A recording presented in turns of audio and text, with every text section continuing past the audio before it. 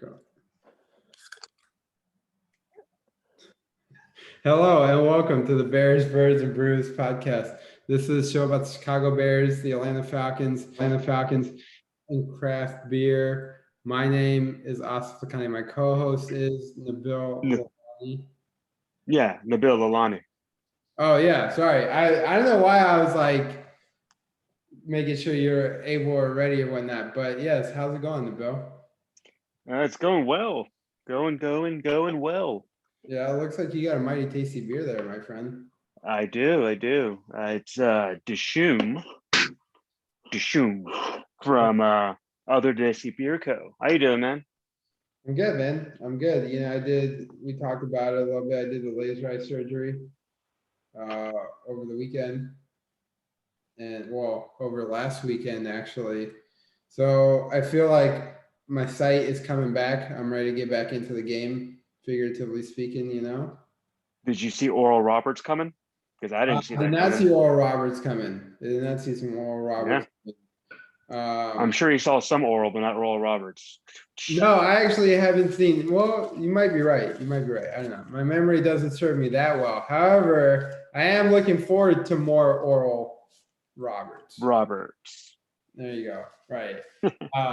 And more Oral in general. But anyway, speaking of March Madness, yeah, man, it was a great weekend full of amazing college basketball. I mean, not only Oral Roberts, but Ohio was doing things. Creighton was doing things. Abilene Christian, although I think they're getting worked right now. But we had a lot of upsets, like true upsets in the first round of March Madness this year. Definitely. I mean, I really wanted to see an Oral Morehead State matchup, but I don't think that's going to happen. I think Morehead State's out. But they're still kids, Nicole. Don't forget, they're still college kids. They're not ready for that yet. As every episode, we start off by talking about what we're drinking, and I'm going to start off by what I'm drinking right now. And I'm from Other Desi Beer Company out in, I believe, Connecticut. Oh, yeah, Bradford, Connecticut. Okay. I'm drinking Dishoom. It's a IPA sitting at 5.5. From what I've had one before, it's a very sessionable IPA. Perfect for this weather changing now to the spring, from the winter to the springish. Kind of, want to be able to have a bunch of beers. If you can knock out, I don't know, even 32 of these beers to watch a full slate of college basketball, you could Dishoom your way through the entire tournament. Yeah, Dishoom, baby. And for Nabil, why you sip on that beer? And I'm not gonna lie, it looks really good. I hope you get pictures of that so we can post them on our Instagram at Bears Birds and Brews, because that looks cool. Tell them what Dishoom means. What does Dishoom mean, my friend? Dishoom is like a noise in Bollywood where, like, if anyone like shoots a gun, punches somebody, it's like an action noise. Like, do you remember, like, if you could remember back to the old Batman where it's like pow, kaplow, kaboom, or whatever? Well, the Indian version of that is Dishoom. Right. Or like after Oral Roberts, Dishoom, like when they're done putting the punch onto somebody, it's Dishoom, It's like a shot. Like a gunshot or like a basketball shot. All right, what are you drinking, Austin? What am I drinking? I'm drinking a canned cocktail today. This is like the first time I've had this particular brand. Sorry, I'm taking pictures, but let me just show you for those of you who are listening. You can't see it. You can't see it, but there you go. It's Tip Top Cocktails, and it's Manhattan. Specifically, it's Manhattan. TikTok is the brand. Tip Top is the brand. And it's made with rye whiskey, vermouth, and bitters. It's a simple Manhattan, a canned cocktail, 62 proof, which makes it 31% alcohol by volume, which is hell yeah. Good math. Almost 32, right? But you got the play-in game, so 31% for the 32 rounds of, or 32 games for NCAA tournament.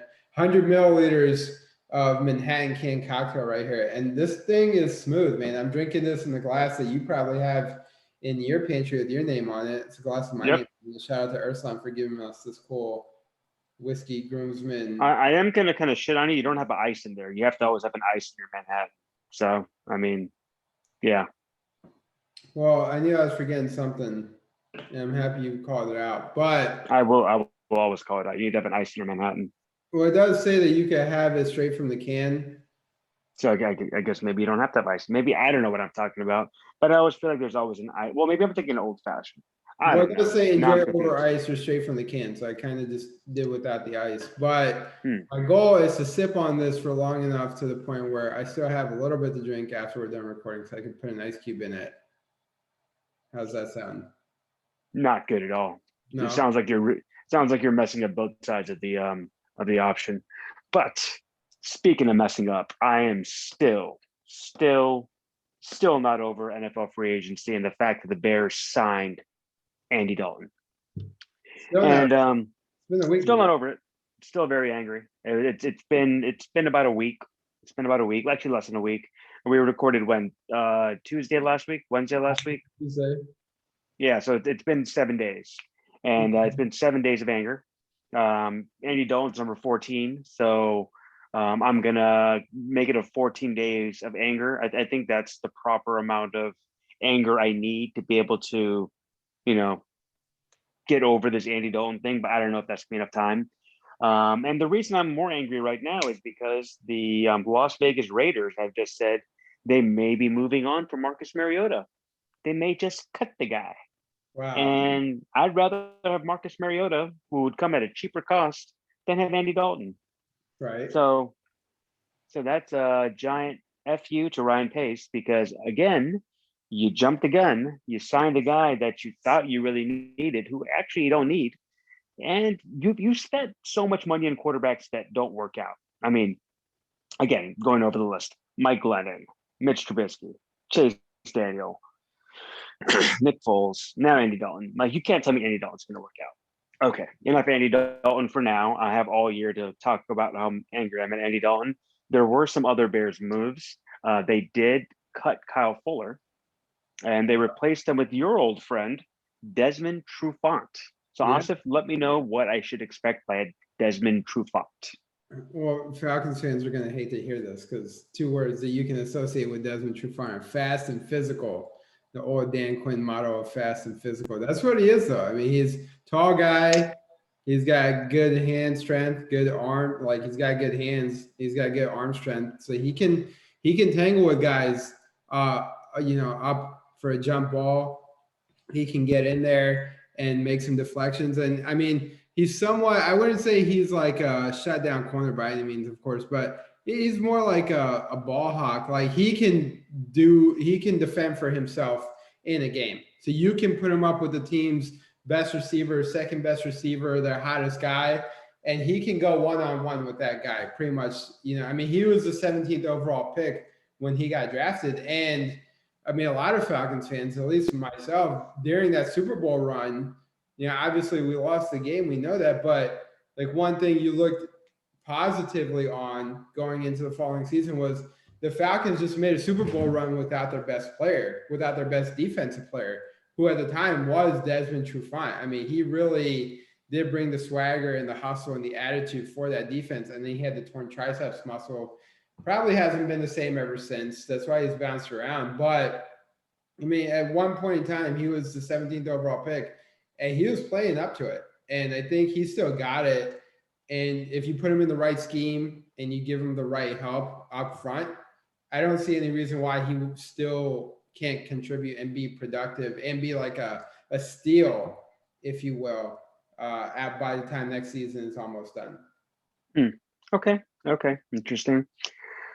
I think there was some other Bears news. I just got to double check. Well, so I mean, real quick, your thoughts on Kyle Fuller getting cut. I know you kind of glanced over that.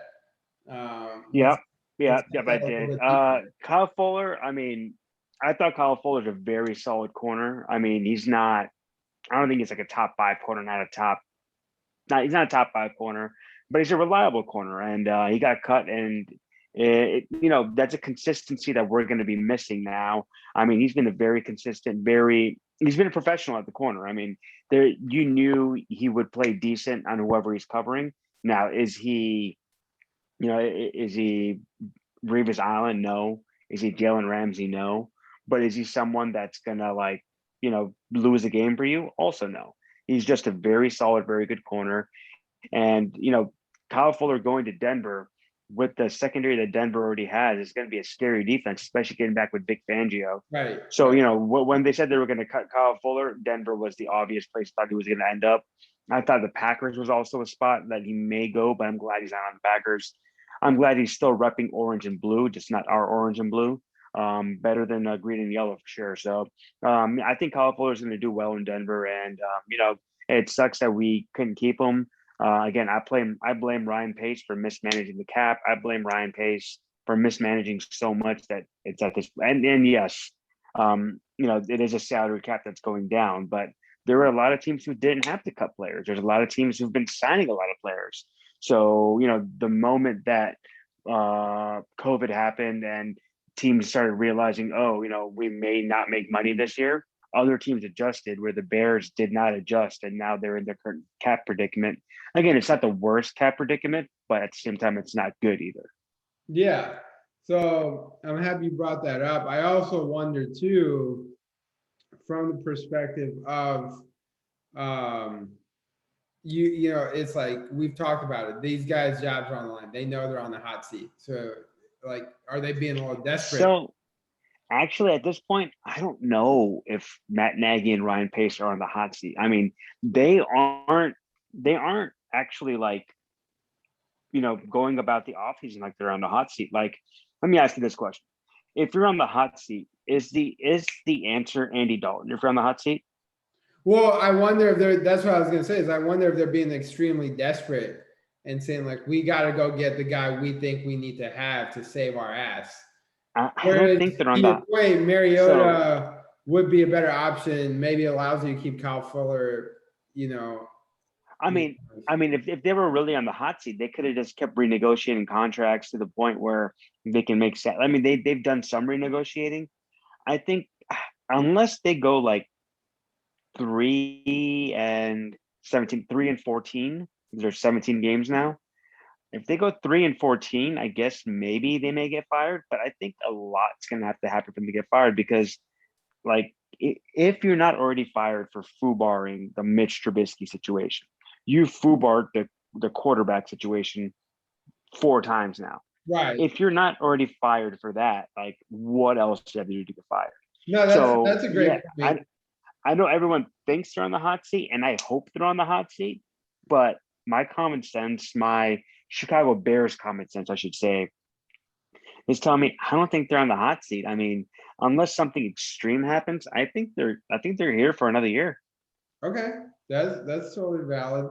How about the possibility too then of maybe they were going after Andy Dalton last summer and he just ended up getting with the Cowboys before they could. Well, no, they wanted Andy. So this is what happened last summer. Last summer they wanted Andy Dalton, but the Bengals didn't release him at this point. So the Bears would have had to trade for Andy Dalton, and the Bengals were asking too much via trade. So then the Bears moved on from Andy Dalton, and they made a trade with the Jaguars, and they got Nick Foles. And after the Bears got Nick Foles, then the Bengals released Andy Dalton. Mm-hmm. So if you look at that situation, I mean, if the Bears wanted Andy Dalton all along, they could have just played their cards right and just waited for him to get cut. And to be honest, if they really wanted Nick Foles over Andy Dalton, they probably could have just waited again and played their cards right, and he would have gotten cut too. Or if they wanted Marcus Mariota, for example. Well, so Marcus Mariota was a free agent last year. The thing is, Marcus Mariota would have probably never signed with the Bears last year because Mariota and Mitch Trubisky have the same agent, and Mitch Trubisky's agent would never bring. Yeah. That's business. Yeah, would never be like, hey, I'm going to bring another guy to compete against you. And if it was just like, if it was for an obvious backup position, then yeah, you would bring him in. But it would have been an open competition between Marcus Mariota and Mitch Trubisky. Yeah. And Mariota's agent would never put Mitch in that situation. He would never put Marcus in that situation. So Bears weren't getting Marcus Mariota last year. But now that Mitch is gone, the Bears could now have a chance at Marcus Mariota if they didn't already go out and get Andy Dalton. Well, and to your point, when I said if they could have waited and got Mariota, I was specifically talking about this year. Oh, okay, I got you. I apologize. But that's great insight that you provided on the situation last year and the fact that they have the same agent. And Yeah, while the Bears as a franchise are looking out for themselves, the players as a business entity are also have to look out for themselves. And we don't often see or hear about that part, right? Like, oh, this agent, that agent, or our agent together collectively. So I'm happy you brought that up. Okay, I know I forgot to start recording, so I don't know where we are on time, but thank you all for listening at Bears, Birds, and Brews. I got one quick Bears thing for you. You guys cut another piece of your roster last week too, somewhat of a legendary player, Mr. Kyle Long or something like that. Didn't How this long? guy sign with the Chiefs? Well, Kyle Long was cut last year. So Kyle Long wasn't on the Bears last year. So he just ended up signing with the Chiefs. So Kyle Long retired from the Bears last year. Yeah, that's what it was. Yeah. He retired from the Bears last year, took a year off, and then he got healthy, got back into football shape, and now Kyle Long signed with the Chiefs last week. So you are correct on that. But we didn't cut him. He was already retired and not a Bear last year. But then I guess according to our buddy Brad, or at least I think I saw on Twitter, there might have been somewhat of a salary cap casualty at some point down the line there. Or if the Bears wanted to keep him, they could have been better about the salary cap, which we know they haven't been. With Kyle Long? No. So the Bears cut Kyle Long last year. So when they cut Kyle Long last year, that already took care of it. So Kyle Fuller, that was that part. I'll work that out. But Kyle Fuller could have been kept had they been better about the salary cap. Kyle Long, we didn't talk about it last week. What are your thoughts on that? Quick thoughts on that. I'm glad Kyle Long got a job. I mean, I've always liked Kyle Long. I wish it would have worked out better in Chicago. That goes back to, I think, the John Fox era, where Kyle Long tore his something in his shoulder, and they gave him an extension, and then he basically messed up his shoulder for the next 3 years and never was the same. I mean, if he would have just elected for surgery, Kyle Long would probably still be a Bear right now. But at that time, John Fox and Ryan Pace were thinking very short term, and they essentially ruined his career. Kyle Long was an all-pro, left guard for 2 years, maybe even 3 years, and then he tore his labrum in his shoulder, I believe. So the Bears essentially mismanaged Kyle Long's career. So I feel bad for Kyle Long. I've always liked him as a Bear. I thought he was. You mentioned that tweet that he. I don't know why my computer does that. Sorry about that. But you mentioned Kyle Long being mismanaged. That's kind of like Deshaun Watson. We wasted 1 of your good years, or in his case, 3 of your good years. Right. Yeah. But it's different for a quarterback than a left guard. But yeah. Yeah, of course, for sure. Although he was a great left guard, and hopefully he'll still be great for Kansas City. Yeah. Right? He certainly he will be. Speaking of quarterbacks, Mitch Trubisky signed with the Buffalo Bills. This happened last week too. Good for him. I mean, he's going to a team where the offensive coordinator can clearly make an offense that works towards the quarterback. Looks like that's something that Matt Nagy hasn't done as well. I think, I'm not saying that he's going to come in and light the roll up. I mean, hopefully Mitch doesn't have to play next year, because I'd rather Josh Allen stay healthy.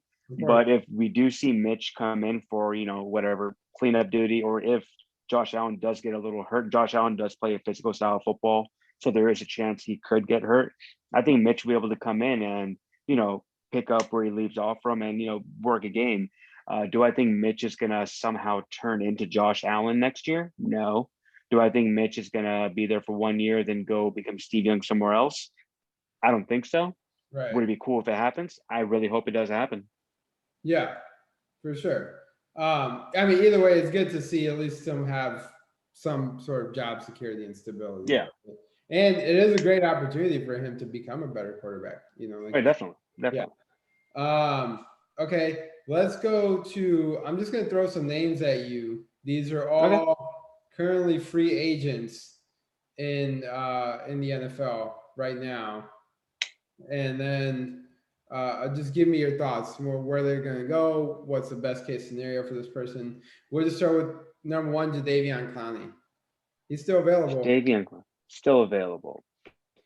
Okay, what's the Falcons cap looking like? I think, but they did just sign Dante Fowler, so I don't know. They renegotiated. Yeah, I mean, I think Clowney could be a cool fit in Atlanta, especially with the connection with Arthur Smith and the Titans and whatnot. That would be interesting. But I also think Jadeveon Clowney never lived up to his hype. I think another place Jadeveon Clowney could potentially go. I'm not sure. I mean, Atlanta seems like a fit to me for some reason. I just don't know why. Well, I mean, I can tell you why. It's because Atlanta needs a pass rusher. Yeah. Right. I mean, he would do very well with Grady Jarrett and I guess Dante Fowler. Yeah. So, I mean, that becomes somewhat of a formidable line if you're able to get him in there. Although the financials certainly don't. You know what? I can also see Clowney maybe taking a 1-year deal with the Rams. I feel like every pass rusher that needs to like get a contract just goes to the Rams for 1 year, gets their numbers just jolted up by playing next to Aaron Donald, and then they get a big contract later. So I'll say Clowney will either go to the Rams or the Falcons. Okay. I mean, the Rams would be interesting. There's man, well, because you mentioned Rams, I think there's Deshaun Watson. No, sorry, not Deshaun Watson. Deshaun Jackson went to the Rams.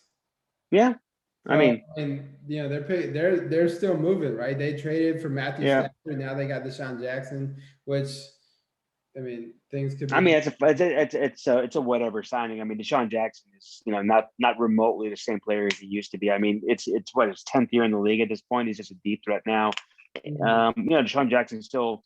He may not even make the opening day roster, to be honest. I mean, Deshaun Jackson, very good player, but he's older now. He's not the player he used to be. Okay. And I know I'll say the name Malik Hooker, but I'm gonna take your thought there because I know you would have loved him for the Falcons.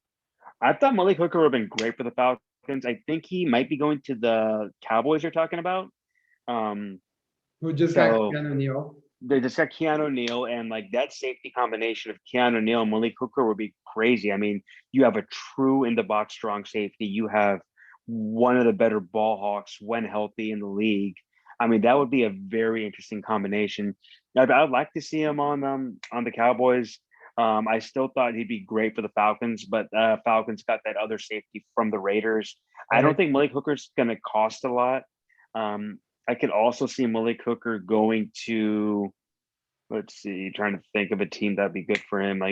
Just need a good, maybe the Washington football team. They already, I think he'd be, so they already have Landon Collins at strong safety. So if you put Malik Hooker at free safety, it'd be a good 1-2 punch. But yeah, let's see. I've always liked Malik Hooker. He came in the same year as Jamal Adams, going back to the Mitch Trubisky draft with Sean Watson, Patrick Mahomes. So yeah, let's see where he ends up. But right now he's rumored for the Cowboys, I believe. Which, like you said, would be, man, that would be really good for them if they can make it work, especially with Dan. But the thing I will say, the Cowboys are taking a big risk by getting two safeties who have been most known for getting injured. If they get Keanu Neal and Malik Hooker, I mean, that's what Keanu Neal has done most in his career, just get hurt. And the same with Malik Hooker. I mean, when they're on the field, they're instant impact players, but they're not always on the field. Right. And then just I'm looking at some pictures of Eric Harris right now, who's the safety that Atlanta got from the Raiders. He was actually a captain for the defense last year. So defense or special teams? It might have been special teams, but he's got the C on the jersey. Yeah, I saw that. I will say, I think Raiders Nation trolled me a little bit when I put that signing out in Bears, Birds, and Brews on Twitter. So, hey, Raiders Nation, let us know really what to expect from him. Right. There you go. And then Atlanta also got Brandon Copeland who was most recent of the Patriots. So at linebacker, he's a linebacker. Yeah. And Falcons are supposedly looking for a center. They did just let Alex Mack go, who did go to the 49ers. But the Falcons are in search for a center. I don't know what's going on with my man Hennessy.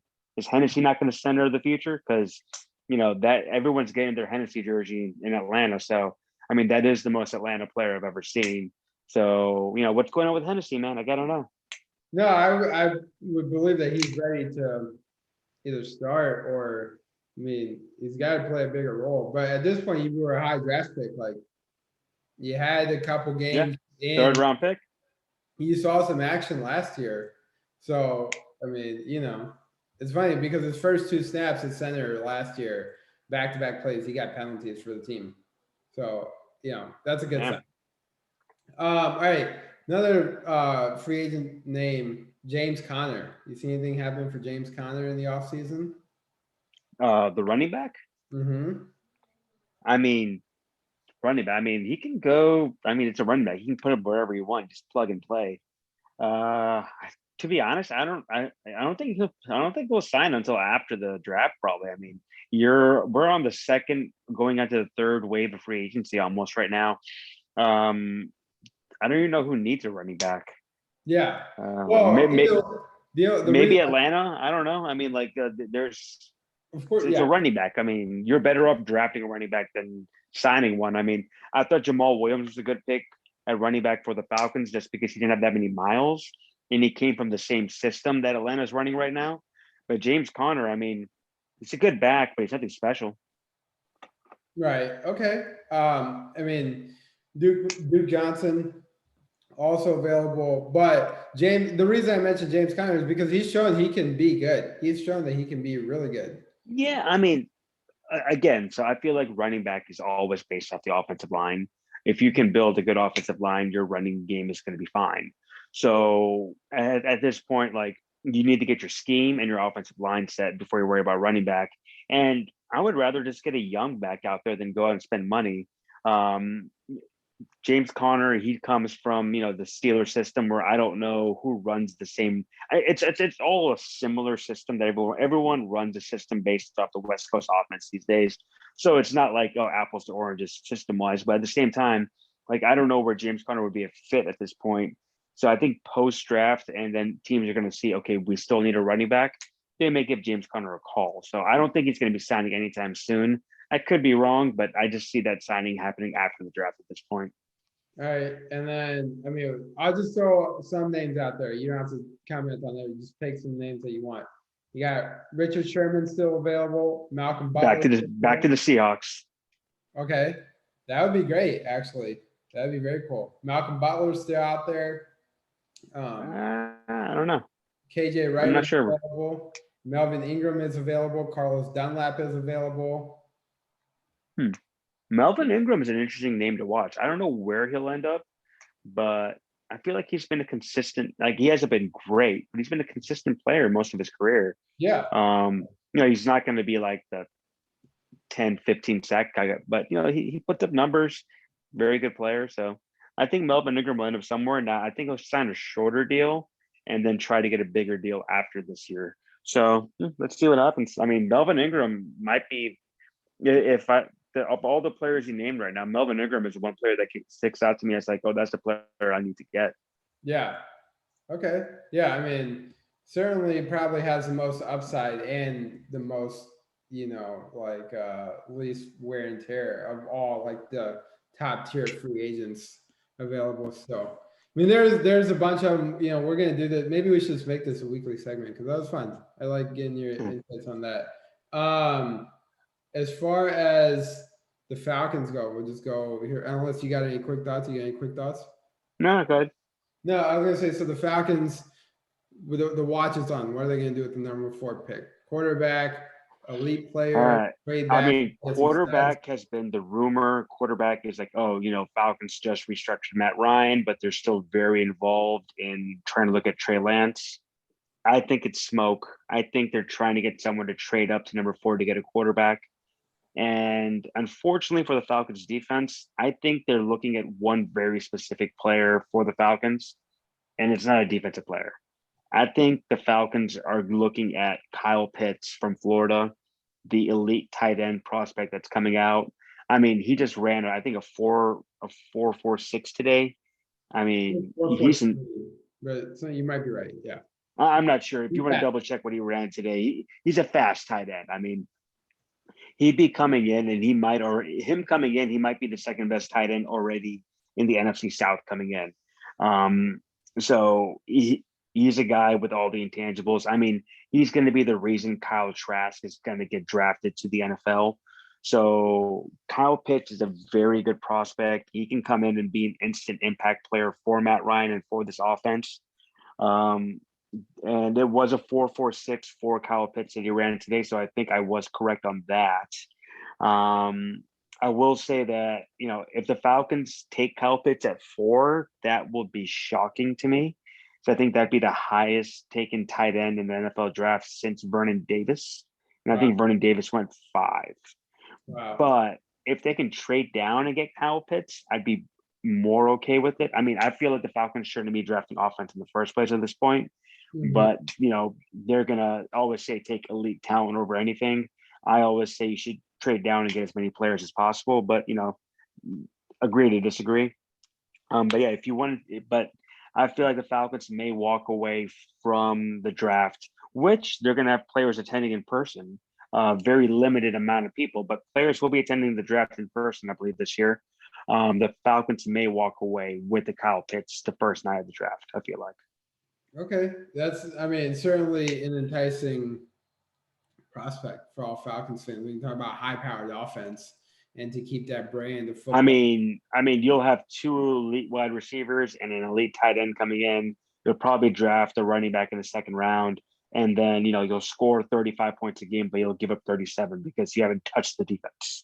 Right. Well, that certainly can't happen. That's not what I expect to happen, actually. I mean, the closer we get to the draft, I see what you mean about smoke screen and people are trying to make trades for it. However, at the same time, it doesn't hurt to have a good quarterback in waiting because you never know when you need them. It doesn't. But I just think that at this point, like if you draft a quarterback at 4, you have 1 year to go play him. And next year, Matt Ryan cap hit is $40 million. So you're not moving on from Matt Ryan next year anyway. So that's the only thing. That's why I don't understand. That's why I think it's more of a smokescreen that number 4, you guys looking at every quarterback. If you guys end up taking a quarterback, that'd be interesting. And maybe you guys are going to make Trey Lance a quarterback of the future and have Arthur Smith groom him and get him, fix all his mechanics and do it a la Aaron Rodgers. I just feel like that's a lot of money invested at the quarterback position because that'll probably take up, you're already taking up 20% of your cap with Matt Ryan. Right. You bring Trey Lance in, you're going to be taking up 25, 27% of the cap on 2 players when you have not even enough players on defense to even at the same time. Yeah. Right. No, that's totally fair. The only other thing I was going to say about that is that's partially why I don't think that the Dolphins are going to take a quarterback either, because they already have one that they're committed to, granted on a smaller contract with Tua, but you got Jacoby Brissett now, so you have more flexibility at the quarterback position if you're Miami, and you're picking number 3, so your trade value is better than what Atlanta can offer as well, which puts the Falcons, I think, in a really tough position because what if you're sitting there at 4, nobody calls you because there's no good offers, and do you take a quarterback and eat the cap space because you couldn't make a trade, or do you say, oh, this is the plan all along, or do you go for a great player that you say, okay, well, this is what we got to do? So Terry Fontenot is coming from a professional franchise in the Saints. I mean, you guys are going to have a plan. I mean, you're going to go in and be like, hey, if no one's trading down, I'm taking Trey Lance, or if no one's trading down, I'm taking Kyle Pitts. You guys are going to have a plan. It's just, how much of your plan is a smokescreen? How much of your plan is, actually, hey, we want Kyle Pitts. I'm sure there's 5 plans going in, and you're going to only come out with one. And no matter what the Falcons do, it's going to be, that was the plan, regardless of what happens. So, I feel like at this point, you guys are either going to trade down, end up at Kyle Pitts, or get a quarterback. And that quarterback could be Trey Lance. It could be Justin Fields. It could be Zach Wilson, who's kind of dropping in center mock drafts right now. Mm-hmm. So I don't know. Let's see what happens. It'll be interesting, though. I mean, we're 4 weeks out from the draft? Yeah. I believe I think we're 4, maybe 5 Thursdays away from the draft. So it's not that far away. Okay. Well, yeah, I mean, like you said, that's going to be the plan no matter what it is. That's what they're going to say it was, right? Yeah. So, yeah, I mean, I think the only thing with the draft for the Falcons is how much of your plan or of your 5 plans, how much of all that stuff is in your control. You can't control what the Dolphins do. You can't control what the Lions and Panthers do. They'll have one plan that's in their control, and the other plans will be all contingent on what happens. Actually, no plans on your control because you don't know how the board's going to fall. Exactly. You don't know. Exactly. That's none of it will be in their control. That's the point. That's why it's like there might be a plan to trade up. I mean, hey, they may try to trade up to 2 and get Zach Wilson over there. Like, there could be a lot of crazy things happening. I mean, at this point, the Falcons are in rebuild / not rebuild mode. It's weird. I mean, the Falcons are both rebuilding and not rebuilding right now.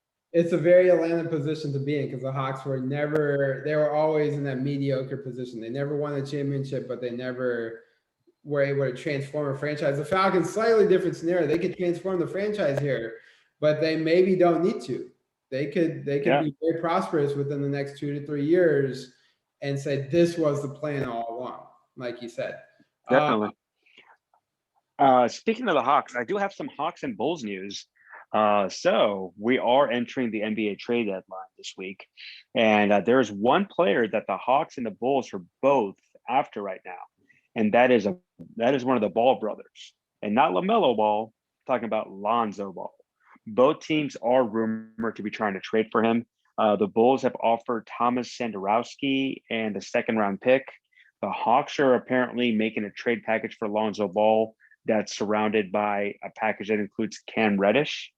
So thinking of that, the first thing I'll say is, Lonzo Ball, a very good player, but, far from being like an elite player, far from living up to where he was drafted. But he's a player that's probably playing in the league for the next 10 years. I mean, like, he's not a player that's going to fall out of the league just strictly up to how good of a defensive player Lonzo Ball is. I will say that if the Hawks are already thinking about trading Cam Reddish, that's kind of, curious to what they're thinking. There's something going on with Cam Reddish. Are they, is Cam Reddish not developing the way they thought they would? I mean, I thought, the Trae Young Cam Reddish for Luka Doncic trade was supposed to even everything out, but no. I mean, Hawks are apparently already looking to move on from Cam Reddish. Yeah, I don't know how I feel about that. To be honest, I don't like the idea of trading Cam Reddish. I don't think that he needs to go anywhere. I mean, granted, he hasn't necessarily lived up to expectations, if you will. However, it's still a work in progress. And now with Nate McMillan, who clearly has turned things around in the locker room. Was it 8 straight wins? 8 straight wins. And so it's like maybe now we'll see what Cam Reddish can actually do. And I think somebody was saying too that it's possible that Lonzo Ball might just be available in like free agency after like. That's the other thing, right? Yeah. So this summer, Lonzo Ball is a free agent. That's why the Bulls aren't offering that much, because they're like, hey, if you're not going to take this trade offer, we'll just sign him in the offseason. I mean, like, they don't have much leverage. Right, which is also why it'd be foolish for Atlanta to get rid of Cam Reddish to be in that same position, right? Cam Reddish is still 19? What is he, 20? I mean, Cam Reddish has a lot of growth. I think he's like his second year in the league. Like, dude, there's no need to trade him. And again, if you could get Lonzo Ball in the offseason, why would you give up a high draft pick with no guarantee in return? And not the same value either, right? I mean, in theory, when you play the long game. So, yeah, I mean, but the Hawks are on the 8-game win streak. Shout out to them. It's great to have them winning again. I don't know what the Bulls are doing, but the Hawks are 4th in the East. I'll tell you that. They made it. It's crazy. You go on an 8-game winning streak and you become 4th place in the Eastern Conference. It's kind of wild. The East is not that good, man. I mean, I think the Hawks are also only 1 game above 500. So, I mean, 4th in the East being 1 game above 500. I mean, it's a tale of 2 different stories. Brooklyn, Milwaukee, and Philly, and everybody else. That's it. Yeah. Then the Hawks, and then everybody else. Let's make it clear. Right. All right. Before we close out, we'll say March Madness is still going on. Madness. There's been a lot of craziness, a lot of upsets. My favorite upset has been Oral Roberts so far. I don't know about yours, Asif. I like Oral Roberts winning. I love Loyola Chicago winning. Yeah. It's the Illinois podcast, but it's still Chicago, so I thought that was pretty cool. And I mean, Oral Roberts has always been the favorite of mine in the NCAA because they always come up in the NCAA. So I'd like to say, and then I will say for our listeners, I got Gonzaga win the whole thing. So I didn't, I had Illinois winning the whole thing, so I'm already out. So I will keep up with Oral until they go down. I will say 2 of my Final Four teams are still in it. Gonzaga and Alabama are still in it. I got Michigan in my final, so maybe. I don't know. Yeah, and quick score update. Michigan's up 43-42 at halftime right now. They came back. There we go. There's other NCAA games on, but that's the closest one, and that's the furthest along. One of them's about to blow out. Well, just wrapping it up. More basketball coming, more free agency coming. Well, I got more mock drafts coming next week as well. Asif, any last thoughts? More March Madness is coming too, my friend. Get ready. I said that. Oh, did you say it? Yeah. Well, more Manhattan, more alcohol. Next week, Bears, Birds, and Brews. You know where to find us. Where are we going to find you? Tweet us and let us know where we find you. Is it in your car? Is it at the park? Is it on social media? Is it at the ballpark? Spring training is happening. Opening day, what, 3 weeks away? Hey, man, we're getting close. Opening day. We're going to go back to Cliff Kingsbury's house for the NFL draft. It's going to be awesome, man. NFL draft party with Bears, Birds, and Brews at Cliff Kingsbury's house. It's not official yet, but at Bears, Birds, and Brews. We'll post details. See ya.